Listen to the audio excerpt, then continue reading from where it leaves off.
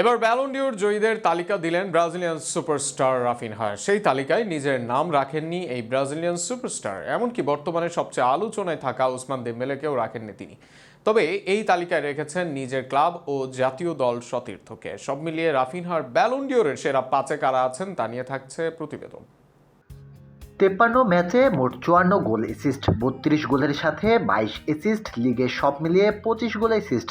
দলকে Copa del রে জিতিয়েছেন, league শিরোপার আছেন কাছাকাছি। লিগ হোক বা চ্যাম্পিয়ন্স লিগ, সবখানেই গোল অ্যাসিস্টের বন্যা বয়ে দিয়ে যাচ্ছেন রাফিনা দিয়াস, যে কারণে ব্যালন ডিওরের দৌড়ে তার নাম সবার মুখে মুখে। তবে যাকে নিয়ে এত আলোচনা, সেই রাফিনা ব্যালন ডিওর জয়ী হিসাবে দেখেন না নিজেকে, এমনকি সেরা পাঁচেও দেখেন না নিজের নাম। একই সাথে ব্যালনের আরেক ফেভারিট ওসমান দেমবেলেকেও ফেভারিটের তালিকায় রাখেননি রাফিনা। এই মৌসুমে পিএসজির হয়ে লিগ জিতেছেন দেমবেলে, দলকে নিয়ে গেছেন চ্যাম্পিয়ন্স লিগের ফাইনালে। সব আসর মিলিয়ে 46 ম্যাচে করেছেন মোট 44 গোল অ্যাসিস্ট।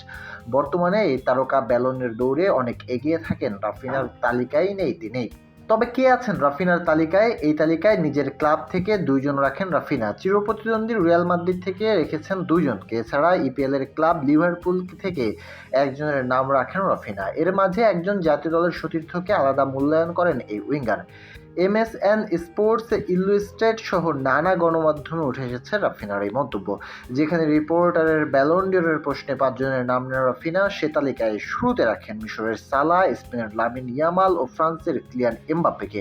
এরপর নিজের সতীর্থ পেদ্রিকেও এই তালিকায় দেখেন রাফিনা। এর সাথে ভিনিসিয়াসকেও রাখেন এই তালিকায়। যে কোনো সময় ভিনি ব্যালন ডিওরের দারুণ ক্যান্ডিডেট বলেন রাফিনা।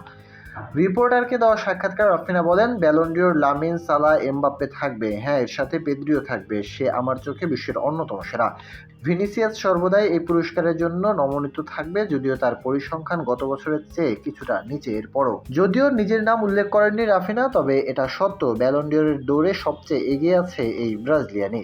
ব্যালনের এবারের লড়াইটা শেষ পর্যন্ত হতে পারে রাফিনা ও পিএসজিতে খেলা ওসমান ডেমবেলের মাঝে। তবে যাদের নাম উল্লেখ করেছেন রাফিনা, এদের সবাইকে দেখা যেতে পারে শীর্ষ 10-এর কাতারে। এবার দেখা যাক শেষ পর্যন্ত কার হাতে ওঠে এই পুরস্কার।